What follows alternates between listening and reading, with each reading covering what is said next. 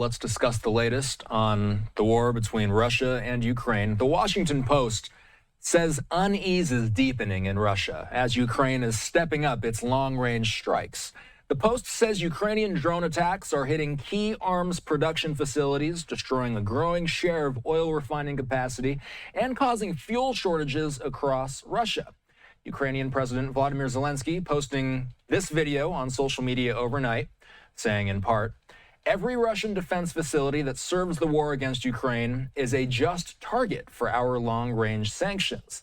Last night, FP-5 Flamingo missiles successfully struck a major industrial complex where the enemy produces artillery systems and specialized military equipment, including components for missile launch systems that are used in attacks against our people. The reach of Ukraine's long-range sanctions continues to expand, and it is precisely our pressure, day after day, that lays the groundwork for a dignified peace in the end. I am grateful to every Ukrainian engineer and warrior who is making our long-range capabilities possible. Glory to Ukraine, President Zelensky finishes.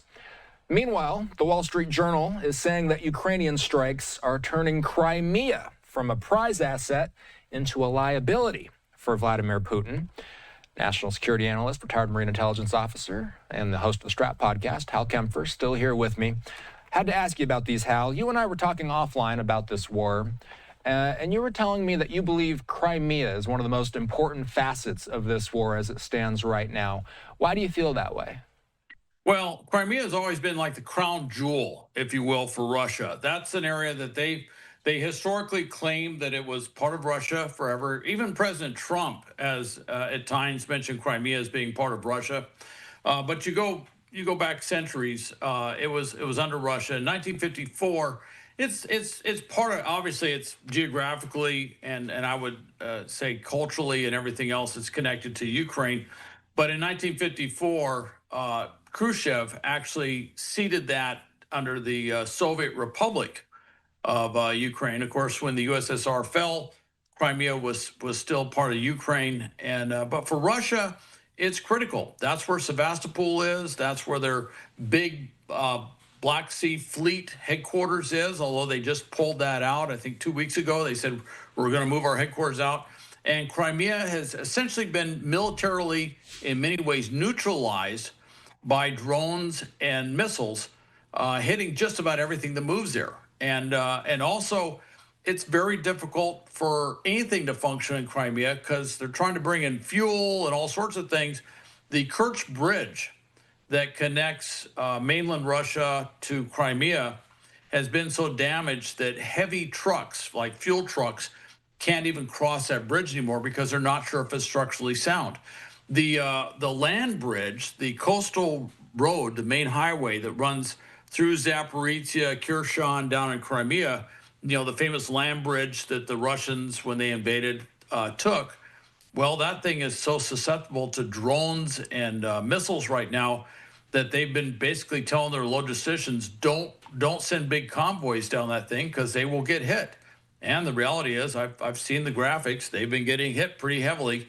So logistically, Crimea has become this albatross. It's just sitting there and they can't logistically support it. They certainly can't use it as a logistical support center to support all the forces up north in Zaporizhia and Kherson Oblast. If the situation in Crimea has a major shift, and you've kind of alluded to this, but I'm hoping you can expand on it. If the situation in Crimea has a major shift, how does that shift the overall momentum of the war? It's holding back the Russians. The problem the Russians are having is we just saw the stuff with the long-range strikes, and that is very effective. That FP-5 Flamingo cruise missile, which is more or less, it's not exactly equivalent, but it's kind of an equivalent to what our Tomahawk missiles, although it's got a little bit bigger warhead. That thing is having tremendous effect, along with some of these long-range drones that the Ukrainians are using, hitting places not only beyond, these places where they make artillery and stuff like that, but also hitting all these places in and around Moscow, which is having a tremendous psychological effect on the Russian business elites and oligarchs and others, because it's really brought the war home, and the same in St. Petersburg.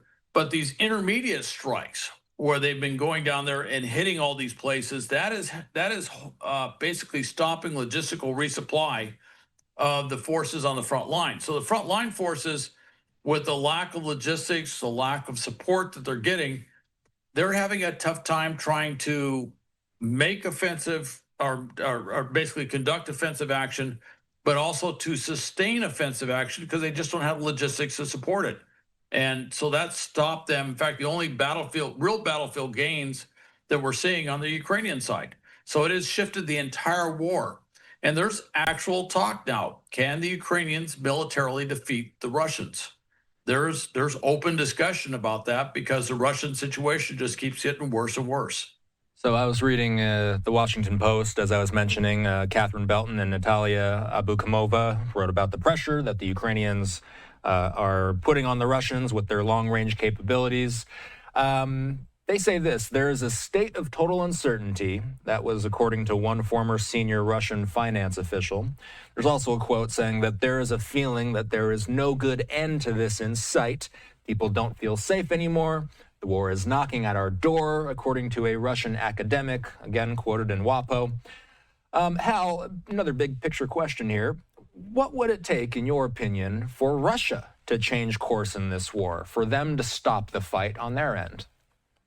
Well, at any time, they could just stop. Interesting is Putin is now making noises. You know, before he was kind of pushing back on peace talks. He'd say stuff when he was talking to President Trump, but then he'd push back on any substantive or real peace talks. Now you're starting to hear he's reaching out and wants to do some sort of peace talks. Now, this coincides with President Zelensky announcing, I believe yesterday, that there will be a 40-day campaign of hitting Russian positions with drones and missiles heavily. It's going to be this massive campaign across not just the intermediate strikes, but the deep strikes into Russia.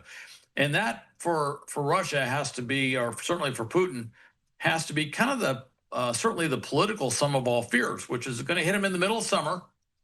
They're taking out refineries left and right, so nobody can get gasoline. That's causing tremendous problems across Russia. So the situation, and this kind of gets to the point that was made there, that there's no good end to this thing. It's going to get worse and worse and worse throughout the summer.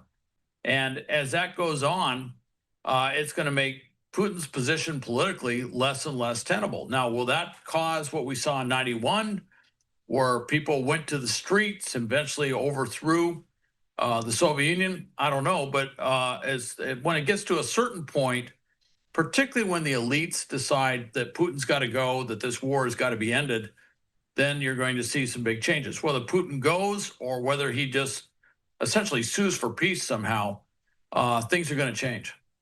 Hal Kempfer with us today. Hal, as I always mention, is the host of the Strat podcast. What's coming up on Strat, Hal? Well, I kind of took a little bit of turn. The two things we didn't talk about today, which is Venezuela. And I spent some time talking about what's happening in Venezuela.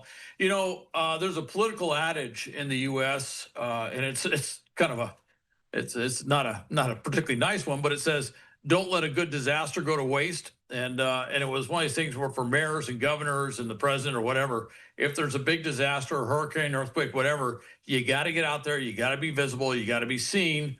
And same thing in Venezuela. This is a rather unusual thing where the U.S. is coming in with a lot of resources, a lot of support, and the Venezuelan government is being seen as rather inept and feckless and not helping out the people of Venezuela where the U.S. is. This is a quite an opportunity, strategically speaking, for the U.S. And I think we know that, and I think we're taking advantage of it.